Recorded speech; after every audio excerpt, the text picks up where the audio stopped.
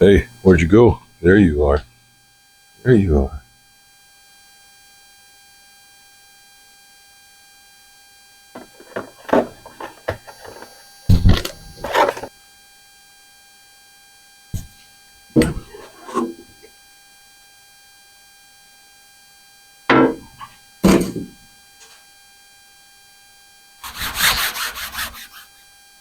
We got the rib stitching all done, rib lacing all done, whatever they want to call it. Well, the next step now is to put the finishing tapes on there. Before I put the finishing tapes on, I want to saturate these reinforcing tapes with polybrush. They'll soak up a lot of material, and if I don't pre-soak them with polybrush, then we'll wind up getting voids underneath it because it'll saturate through the finishing tapes into this stuff. It acts like a wick, and it'll soak up a lot of polybrush.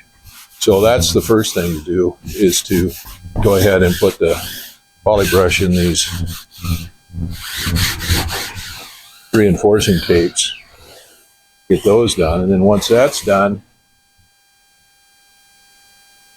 then I can lay out the pattern for the finishing tapes. And these finishing tapes on here are a 2-inch wide tape, so we'll measure an inch wide from the center of each one of these reinforcing tapes for the finishing tape to go over, get those laid out and put on.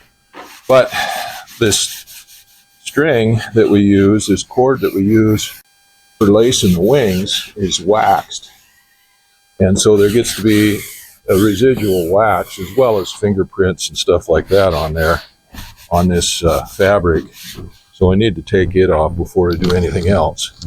I could use reducer or MEK for that, but that would dissolve the polybrush that's already on here on the wings, and we don't want to do that. So I'm using acryliclean. It's stuff we use for prep and everything for painting, and that dissolves wax and grease and oils and stuff like that, cleans that up. So that's the first thing I'm going to do, is clean this all up with acryliclean, and I need to give that a chance to evaporate, which will give me a chance to take a break. My eyeballs are bleeding practically from staring at these little teeny holes for hours on end. Well, I went over all of these reinforcement tapes with some thinned out polybrush and filled the weave in those so they don't soak up so much polybrush when I put the tapes over them. Now it's time to trim these up. So the idea here is to trim these up so that the ends of them kind of blend in with existing structure underneath. This one right here, this outside rib, I could do it two ways. I can cut it right here where this tape or this fabric comes around here like this, and that would kind of blend in with that, that cut would blend in with that one right there. And I may go ahead and do that. I think that's the best way to do it on that one. I didn't leave myself quite enough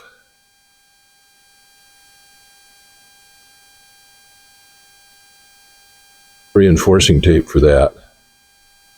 I have to be real careful so I cut into the reinforcing tape, but I don't cut into the underlying fabric. So now I got that loosened up. I can pick that up a little bit. Yeah, that's not going to work.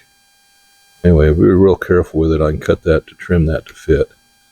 I should have left myself more on that, but I was thinking I was going to cut it back here farther where the edge of that leading edge skin is.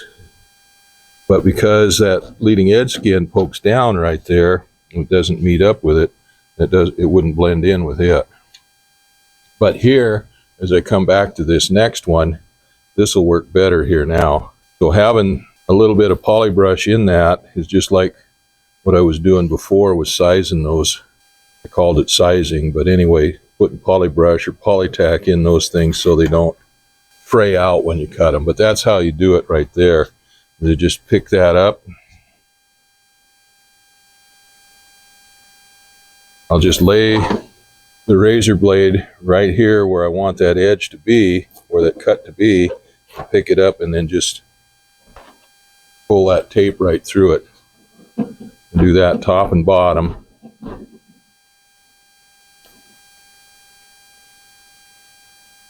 Now that cut is nice and flush right with the edge of that leading edge skin right there. So that'll just disappear right into that leading edge skin when that finishing tape goes over the top of it.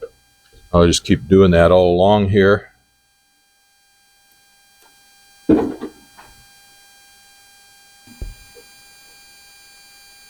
Now I've got all the reinforcing tapes all trimmed up where I want them.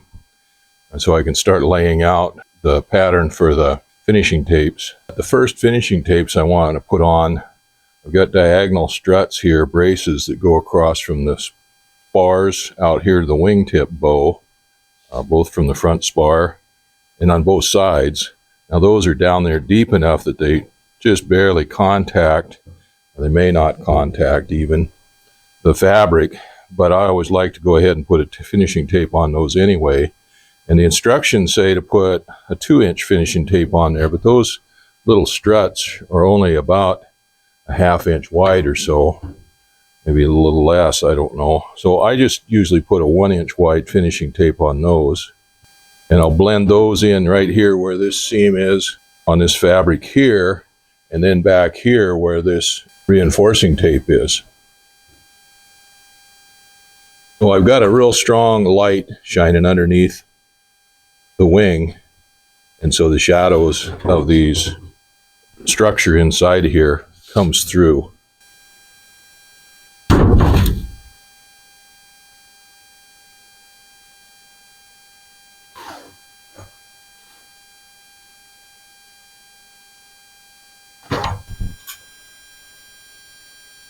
Now the book says to do gussets and stuff first. There's not a whole lot of gussets to do on this wing. You've got one to put in down here that goes over this protrusion, this bracket for the upper aileron hinge control cable.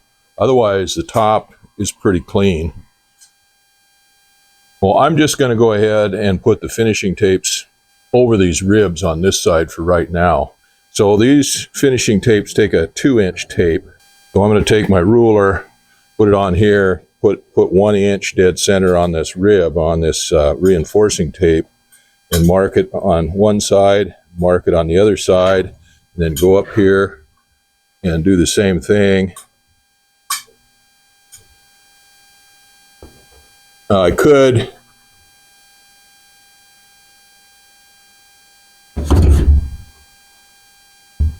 snap a chalk line on these, but I'm by myself, and with the compound curves and stuff on this, and the scalloping that goes on this, it doesn't really take a chalk line very well.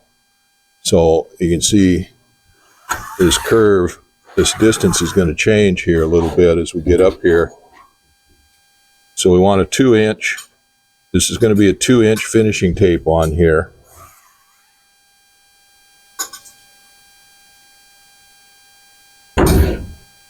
Now go ahead.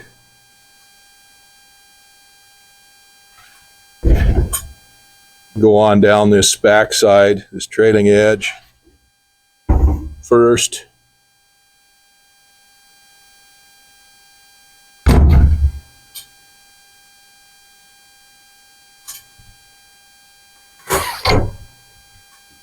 This outboard rib especially is a hard one to do because it's got a compound curve there. You've got the curve of the wing. This one's very similar to that. Now this one here gets extended out because this finishing tape comes out back here past the trailing edge. But like I said, there's a compound curve here. This curves this way and it curves this way. So both of these can be kind of tricky to do. As we get in here to the main part of the wing, we only have one curve to worry about here.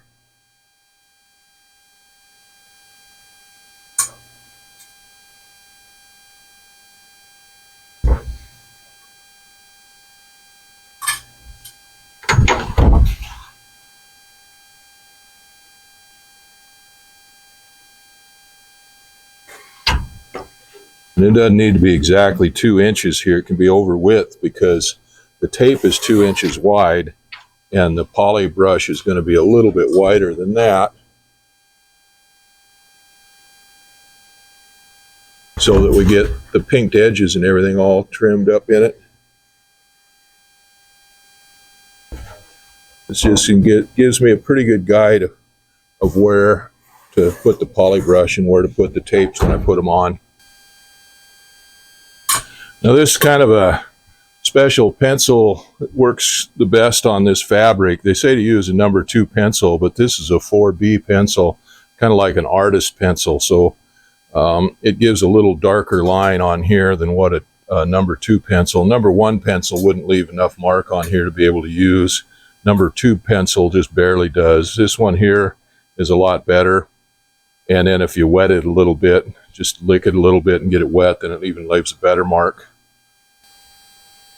I got a bunch of these rules. These are machinist rules of different sizes. I've got everything from 6-inch on up to a 48-inch rule. And I got these off of eBay from Taylor Tool Works. And these are seconds.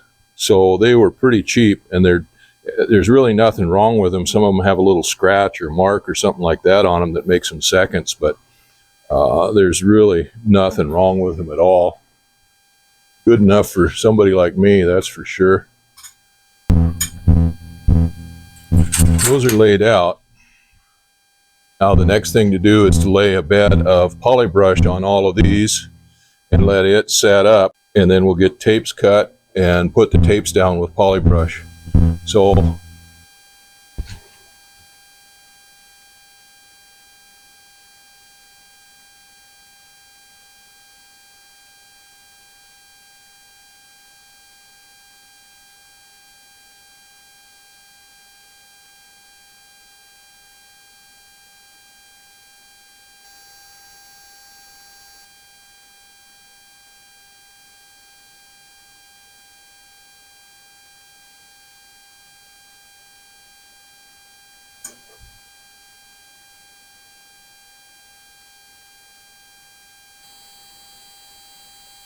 almost forgot these.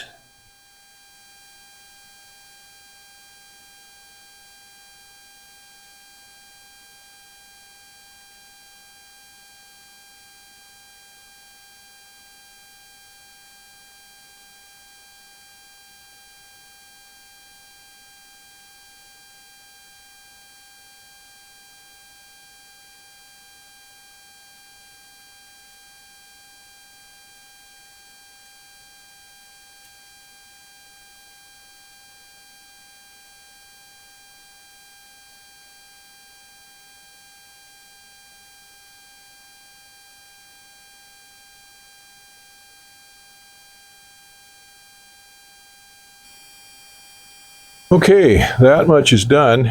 I'll let that stuff set up, and then we'll come back and start laying out tapes. So the first tapes I'll put on will be these ones over here on the wingtip bow, these for these diagonals. Put those on. Actually, let me look. I think there might be some diagonals here. I don't think there's any. Yeah, there's 2 right here I forgot about. I'm going to have to get those, measure those out and do those 2.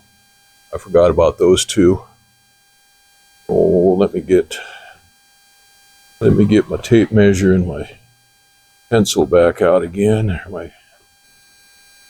So that stuff now I can let it sit up, and it doesn't make any difference how long, because as soon as I put another coat on it, it's going to blend right in with that coat. So when I get ready, I'll come back and cut out all of the tapes that I need and get those laid out, and then we'll put another coat of polybrush on these, and then lay the tapes and bed the tapes into it with more polybrush. But I'll do that later. Right now, it's 7 o'clock. I'm going to go down and have dinner. My wife fixed corned beef and cabbage for dinner today, even though yesterday was St. Patrick's Day. We had beans yesterday, and I don't mind. I like corned beef and cabbage no matter when I have it. It doesn't have to be on St. Patrick's Day. And then she's leaving tomorrow for a week. I mentioned it before that her little brother is sick and dying of cancer.